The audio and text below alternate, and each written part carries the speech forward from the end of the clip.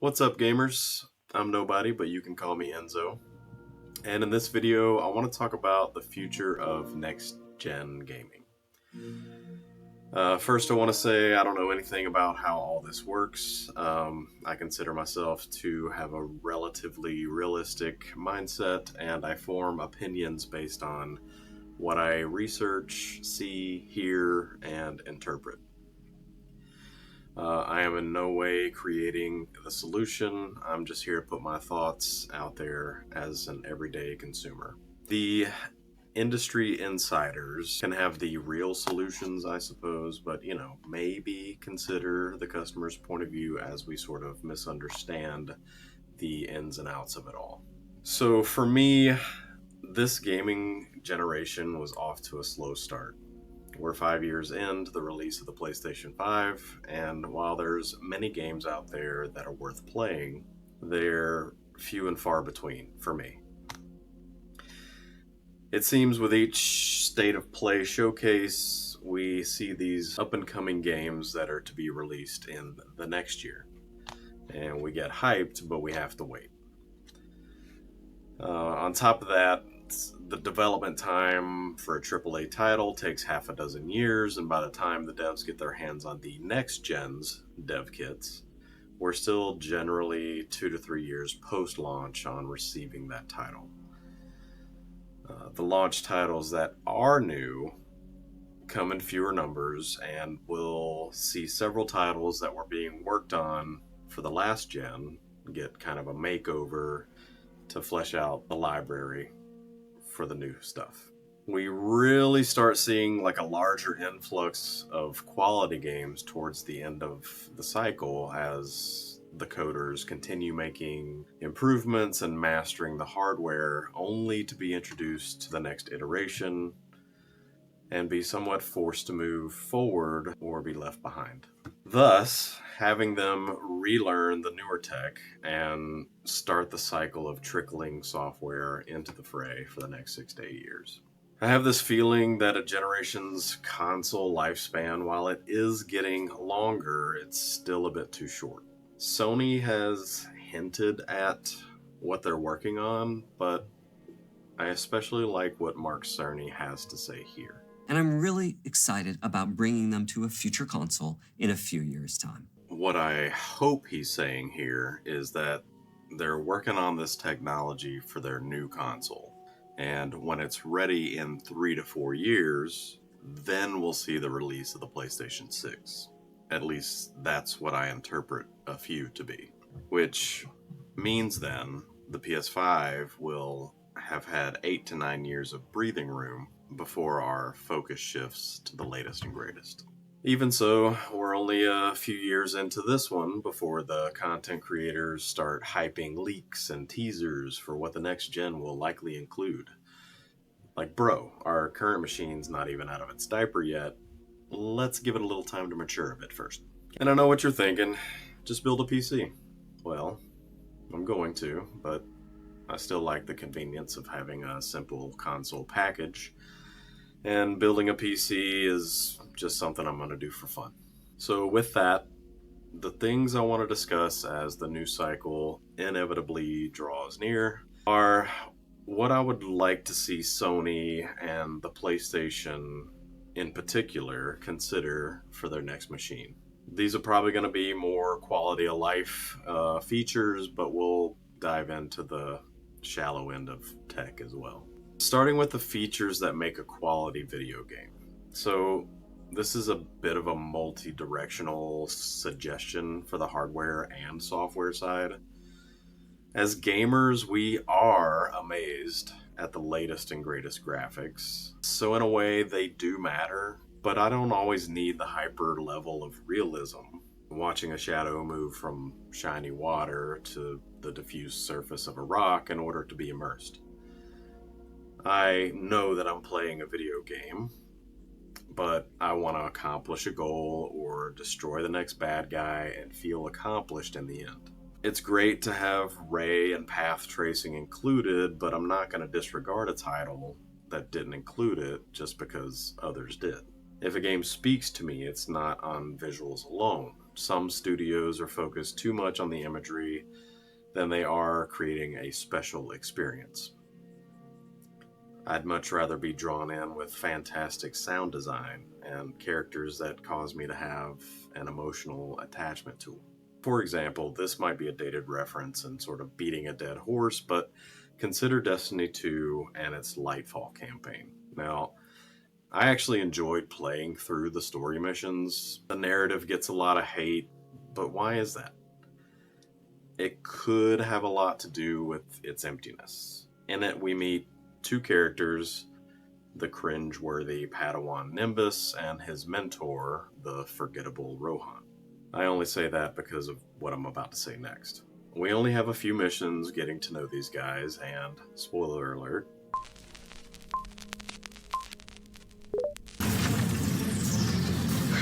give me some time to expose its weak point. When I give you the signal, you'll disband!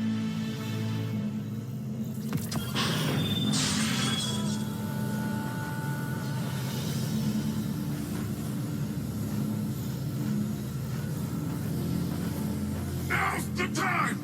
Lightbearer! Destroy it now! We can't. Then I have no choice. Nimbus, see you on the other side. Rohan, what are you doing?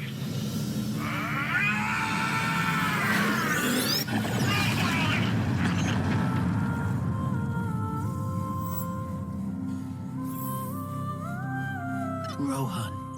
He chose a Cloud Strider's end. Hey, Guardian, can you please pick up his core? I'll need it. Okay, Nimbus. when Rohan sacrifices himself in an underwhelming fashion, nobody cares because we didn't have enough time to grasp the weight of what he was doing. Looking back, in the interest of capturing an emotional attachment for the player, it could have been a better move to have Nimbus be the victim in this circumstance. Maybe then they could have built on this mentor's story and we would have felt for him as he goes through the emotional struggle of losing his successor, and he's left to start again and feel like he failed, something we can all relate to, I'm sure. On the other hand, a game like Clair Obscur Expedition 33 pulled at my heartstrings from the onset, and I was driven to see them through the end. And this next thought is going to be a serious hot take, and it's more directed towards the developers. I don't think PlayStation can really force them to do this, but I want more co-op options. Single-player games are great. You know, usually they have the best stories when they're made that way, but a lot of times I want to experience a game with someone. And a buddy of mine, we live 900 miles apart. In order to stay in contact with each other, we arranged this Friday night game night. And so we'll kind of go through the store and see what games have co-op, and, you know, we get on there and just shoot the breeze for a while and play through the story. And it's getting increasingly harder to find games that you can just do the straight up co-op through the campaign. I just want to see more of that. Like I said, single player campaigns can still be played solo if you like, but I don't know how much it would take to add a feature where someone can join you and play in as the secondary character or something, but let's get more of that. And while we're on it, stop remastering, re-releasing games. I can get on board with much older mega hits like Deus Ex, Demon's Souls, Halo Combat Evolved, and maybe even the Tony Hawk Pro Skater. Side note, I'm excited Halo's finally coming to the PlayStation. I'm gonna get it, but I'm sure it's not necessarily gonna be revolutionary, but for many, Halo is the foundation all future shooters would be built on, and the reason I invested in an Xbox all those years ago. But then you have other remakes, remasters like Resident Evil 4 with its 13 iterations, Dynasty Warriors 3, and The Last of Us 1 and 2. We don't need that or at least I don't, and they were fine in their original form. Anyway, I'm getting off topic. We have the concept of diminishing returns. Studios might feel like us gamers will favor graphics over gameplay, and some do. I would agree that most don't. Visuals can be awe-inspiring and they have this draw to them, but if the story and mechanics suck, the game sucks. The trouble comes with the desire to achieve high-end visual fidelity before the intricacies of a well-designed experience. With this generation, we're basically right where we need to be for a while, graphically. We have the shadows, the lighting, visual flair, near realism in some titles, fun aesthetics and artists' vision in others. So all I would care about for the incoming class of consoles would be a minimum of 4K 60 on every title. If it can do more, fine, but with that, you have ultra high def and smooth visuals. If it can't be achieved right out of the box, then you release too early. And please don't trick us by saying what it will be able to do. Tell us what it can do 100% of the time. The further we push this minimum, the harder it is to achieve on static, unupgradable hardware. The more tech incorporated into visuals, the harder it is for hardware to keep up. Work with your limitations and achieve greatness. Also, if you're going to release a professional model down the line, please make sure the differences aren't so negligible. Give it features a real gamer can appreciate and not just cost an extra $200 for AI super sampling, because it feels like we kinda basically paid for the development of PSSR. The next thing I would love to see included in the next generation of consoles is the incorporation of multitasking.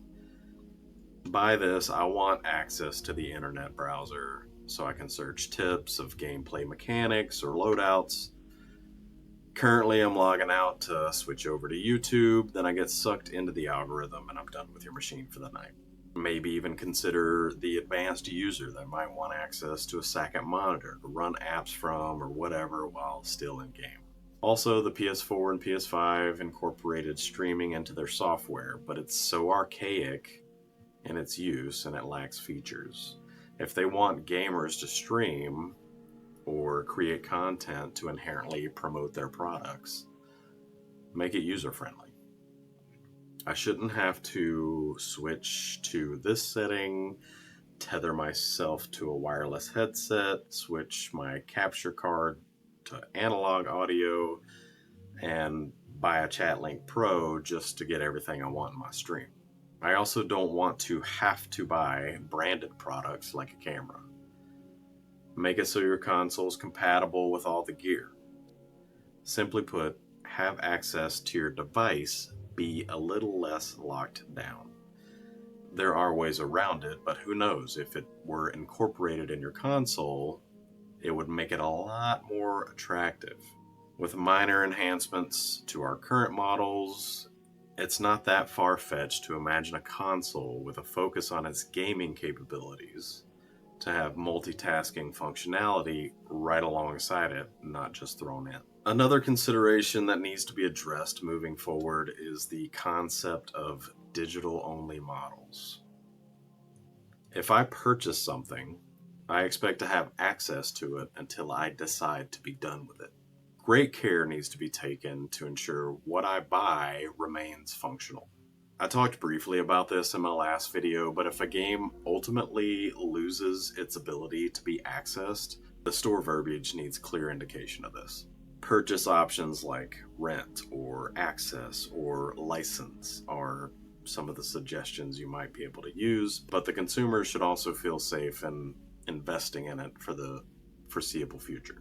The other option, or one that works in conjunction with the former, would be to ensure that each purchase remains playable to some capacity upon its release and independent from requiring regular maintenance. In other words, online features may be disabled, but I can still play the core game. I don't mind the idea of digital-only models. Most of the games I purchase come in this way anyway, but occasionally I'll see a clearance title at a big box store and I want to purchase it on a whim. So while we're at it, maybe include a digital code so I can download that physical purchase to my hard drive. That's pretty much it for now. If you agree with a hot take or two in the video, leave a like. And any other features you'd like to see in the next gen, leave a comment down below. And until then, when it comes to others, be kind, don't judge, bring joy. See you next time.